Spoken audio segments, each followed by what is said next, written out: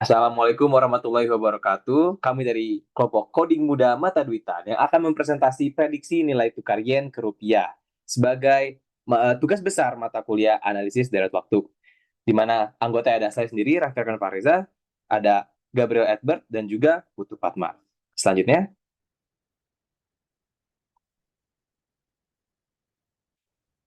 nah, Kris mendunia. Kris sebagai salah satu alat pembayaran digital, sukses dalam mempermudah transaksi non-tunai secara aman, efisien, dan inklusif. Pada semester 1 2025, Kris telah menghubungkan sekitar 57 juta pengguna dan 39,3 juta merchant, sebagian besarnya UMKM. Saat ini, Kris sudah bisa digunakan di berbagai negara di Asia, salah satunya adalah di Jepang. Nah, selanjutnya, dengan tujuan kami, dengan kita bisa memprediksi nilai tukar yen ke rupiah, kita bisa memprediksi stabilitas ekonomi, membantu dalam merencanakan ekonomi dan keuangan secara lebih akurat, dan juga menjadi alat untuk melakukan manajemen risiko bagi pelaku bisnis dan investor. Selanjutnya, nah di sini ada metodologi yang akan kami gunakan. Yang pertama itu adalah exploratory data analysis. Yang kedua adalah melakukan dekomposisi dengan membagi data menjadi grafik trend, seasonality, dan residuals. Yang ketiga, kami akan melakukan uji stasionaritas terhadap variansi menggunakan uji box cox. Keempat, melakukan uji augmented diffuser untuk memeriksa stasionaritas data terhadap rata-rata, dan terakhir melakukan plot dan modeling. Selanjutnya,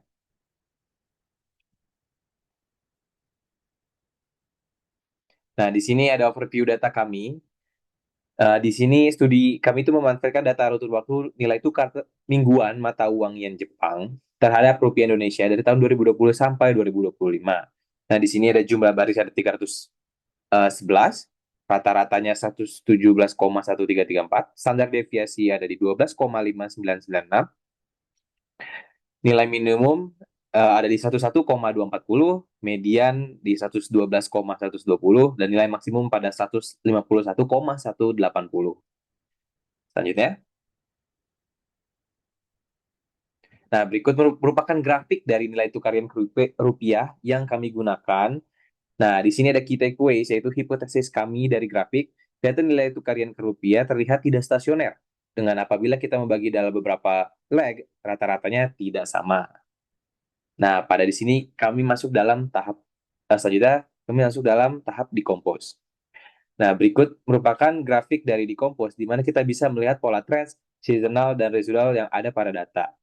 Nah, di sini bisa lihat, dan dari grafik, uh, itu bisa dilihat kami perlu pengecekan statistik uji stasionaritas menggunakan uji box Boxcoff untuk memastikan stasionaritas dari data terhadap variansi. Selanjutnya akan dilanjutkan oleh rekan saya, Gabriel. Selanjutnya kita melakukan uji stasionaritas terhadap variansi. Dan di sini transformasi ini dilakukan apabila variansi data tidak konstan atau bisa disebut dengan heterokedastik, di mana ketika kita melakukan uji box Cox, di sini mendapatkan lambda sebesar minus 3,6891, di mana itu bisa disimpulkan bahwa data belum stasioner terhadap variansi, sehingga perlu dilakukan transformasi data terhadap lambda. Dan di sini di kiri bawah kita bisa melihat grafik dari nilai tukar yen ke rupiah setelah transformasi, di mana kita bisa lihat ada perbedaan naik sedikit itu. Dan di sebelah kanan kita bisa melihat grafik distribusi nilai tukar yen ke rupiah sebelum dan sesudah transformasi, dan juga key plot sebelum dan sesudah transformasi, di mana kita bisa lihat sebarannya bisa lebih stabil di sini. Di mana variansi dalam data kita bisa terlihat lebih stabil dengan sebaran data dan yang memiliki sebaran yang lebih stabil pula. Selanjutnya, ketika kita melakukan uji stasionaritas menggunakan augmented diffuser untuk mengecek stasionaritas dari data terhadap mean atau rata-rata. Di sini hipotesis yang digunakan adalah H0, di mana data memiliki unit truth atau tidak stasioner, dan H1, data memiliki unit truth atau stasioner, di mana kita melihat bahwa dalam uji ATF didapatkan ATF statistik sebenarnya minus 1,406, p-value 0,578, dan critical value di 5% sebesar minus 2,870.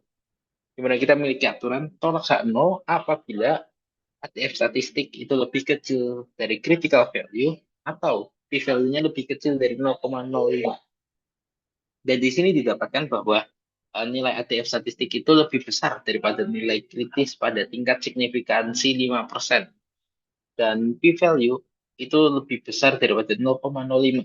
Sehingga gagal menolak hak nol. Yang artinya adalah data tidak stasioner terhadap mean. Dari situ diperlukan adanya differencing.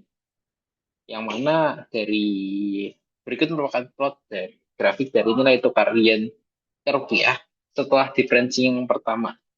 Hipotesis kami dari grafik ini adalah data nilai tukar yen ke rupiah itu sudah terlihat stasioner dengan datanya lebih stabil naik turunnya.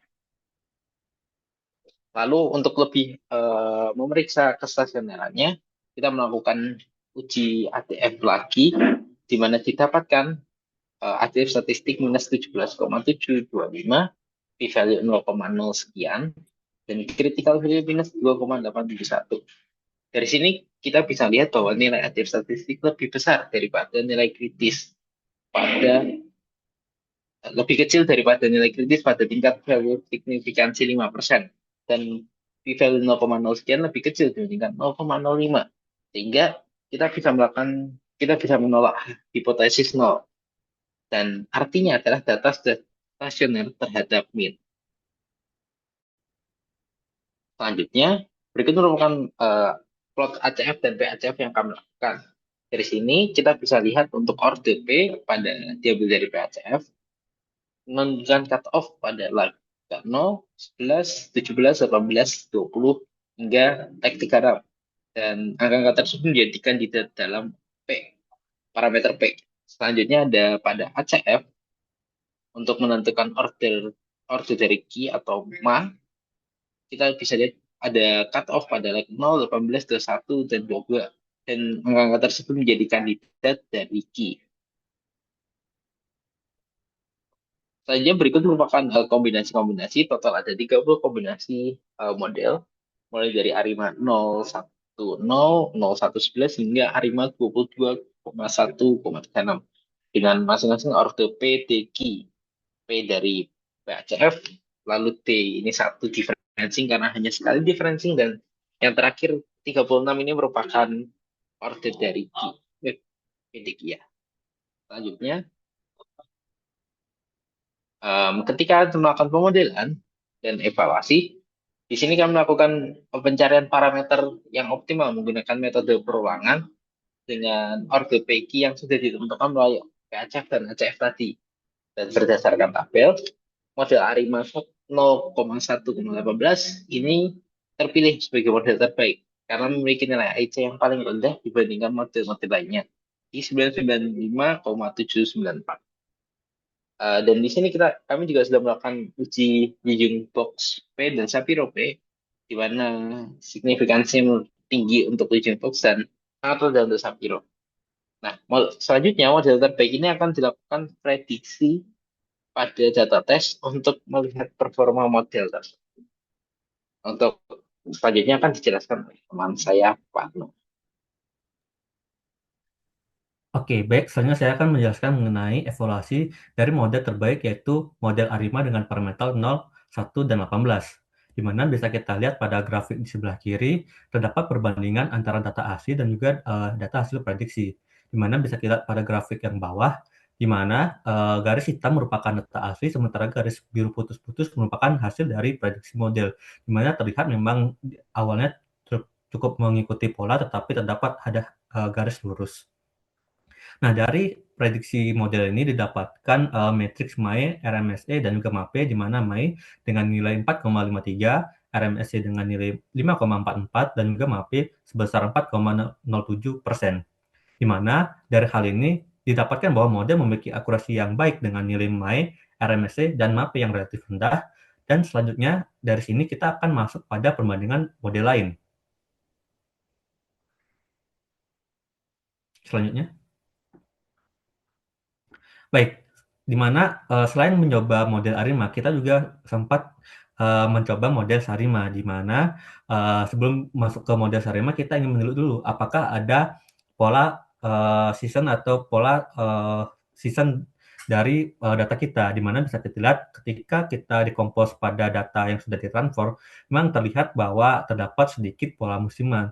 Tetapi ketika kita melakukan differencing satu kali, bisa dilihat bahwa pola musiman tersebut hilang. Nah, dari sini kita bisa menyimpulkan bahwa data seasonal memang ada, tetapi cukup lemah. Dan ketika di-referencing cenderung akan menghilang. Oleh karena itu, kita perlu mencoba modelnya dan apakah hasilnya cukup jauh beda atau tidak dari ARIMA yang sudah kita coba. Selanjutnya. Nah, setelah kita coba didapatkan model SARIMA terbaik yaitu dengan parameter 0,118 dengan seasonal parameternya 1,0,0,12 di mana didapatkan bahwa nilai AIC-nya sebesar 855,646. Nah, dari prediksi memang terlihat cukup tidak terlalu beda dengan model ARIMA, di mana bisa kita lihat bahwa data tesnya berupa data garis hitam, di mana itu data aslinya, sementara hasil prediksinya merupakan garis putus-putus berwarna oranye. Nah, dari model SARIMA ini sendiri mendapatkan parameter MAE sebesar 4,698, RMSE sebesar 5,565, sementara MAPE 4,22%, di mana memang terlihat hal ini sedikit lebih tinggi dibandingkan dengan model ARIMA, di mana mengindikasikan bahwa model ini tidak lebih bagus daripada model ARIMA sebelumnya. Selanjutnya.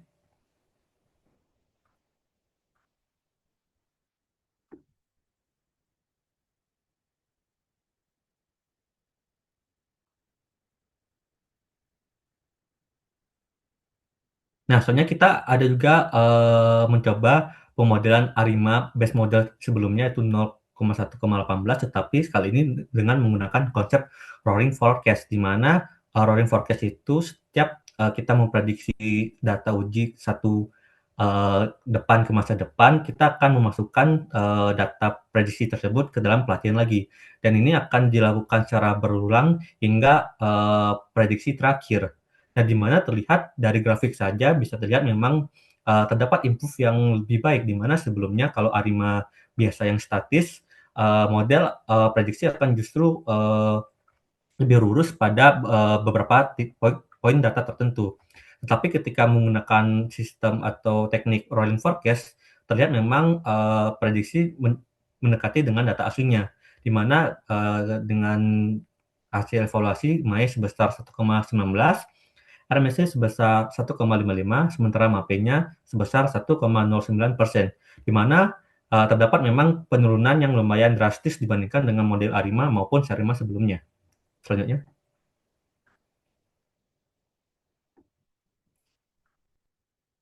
Nah, di sini kita ingin membandingkan seberapa jauh sih perbedaan antara ARIMA statis yang biasa dibandingkan dengan ARIMA menggunakan teknik roaring, di mana bisa kita lihat pada tabel di mana untuk MAE sendiri jika menggunakan ARIMA biasa itu sebesar 4,53, sementara ARIMA 1,19,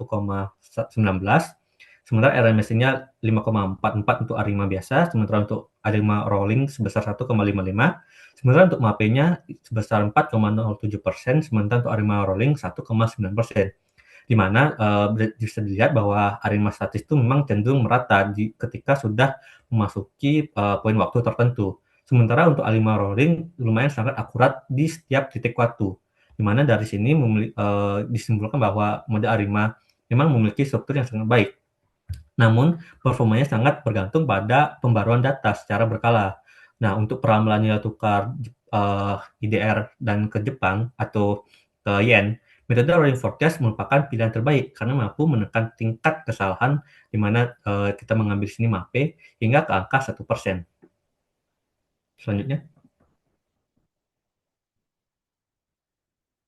Nah, dari semua eksperimen yang sudah kita lakukan, kita mendapatkan kesimpulan di mana bahwa dari data kita ditemukan parameter ARIMA yang terbaik, yaitu dengan ARIMA parameternya 0,1,18, dan juga keunggulan metode paling terbaik adalah menggunakan metode rolling forecast, di mana hasilnya kita mendapatkan MAI sebesar 1,19, RMSE sebesar 1,55, dan MAPE sebesar 1,09%, di mana hal ini meningkat 4 kali lipat dibandingkan dengan metode statis ARIMA biasanya.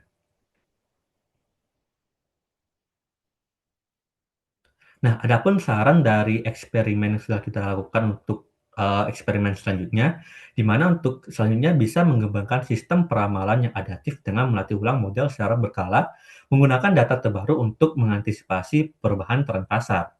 Selain itu, direkomendasikan juga menambahkan variabel makroekonomi, salah satu contohnya adalah suku bunga ataupun inflasi, agar analisis peramalan menjadi lebih komprehensif. Selain itu, menggunakan metode deep learning hanya jika tersedia data berfrekuensi tinggi atau berjumlah banyak agar proses pembelajaran model lebih optimal.